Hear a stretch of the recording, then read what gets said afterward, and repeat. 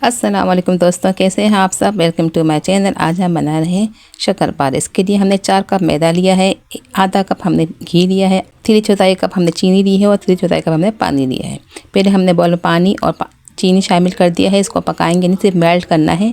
अब घी है आधा कप, इसको भी हम गर्म कर लेते हैं। चलिए अब इसको बनाते हैं। 4 कप हमें देखो हमने थाली में डाल दिया है। इसके अंदर हम इलायची पाउडर ½ टीस्पून और ½ टीस्पून हम नमक शामिल करेंगे। इसको शक्करपारे के अंदर बिस्किट भी शामिल करेंगे। 6 अदद बिस्किट हैं, ग्लूको बिस्किट शामिल करेंगे। इसको पहले हम पीस लेंगे।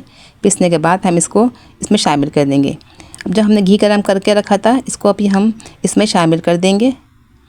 गरम गरम ही शामिल करना है, गरम घी शामिल करना है और पानी भी हमें गरम ही शामिल करना है। इससे हमारे जो शक्करपारे हैं बहुत ही खस्ता और क्रिस्पी बनेंगे। ये टिप्स है इसकी, इसको ज़रूर फॉलो कीजिएगा।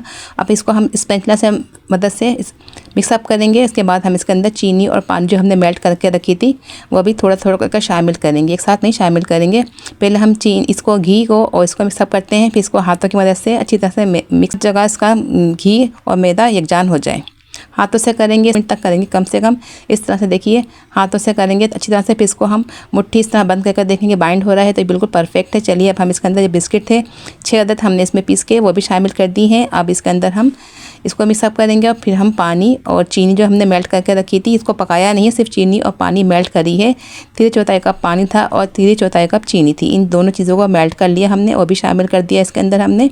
अब हम इसके अंदर शामिल करने के बाद हम इसको भी स्पंज से गर्म डो नहीं बनानी, एक हार्ड सी डो बनानी है। इसके बाद हम इसको अच्छी तरह मिक्सअप करने के बाद आधे घंटे के लिए रेस्ट करने को रख देंगे। ये देखें मिक्सअप हो चुका है। अब हम इसको आधे घंटे के लिए रेस्ट देते हैं। इसके बाद हम इसकी आधा घंटा हो चुका है, लेकिन अभी थोड़ा सा ये हार्ड की तरफ है।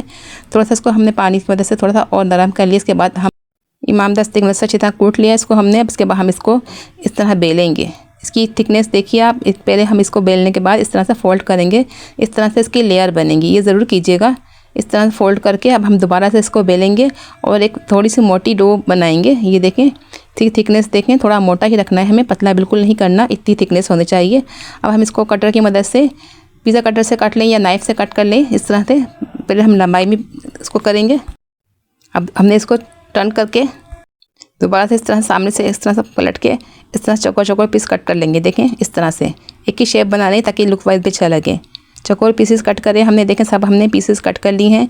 आप नाइफ़ से कर लें, हमने कटर से कर रहे हैं। देखिए अच्छा आपको अब डीप फ्राई करेंगे। हमने ऑयल गरम पे रखा है, लेकिन ऑयल ज़्यादा गर्म नहीं होना चाहिए। देखें इसकी थिकनेस कितनी है।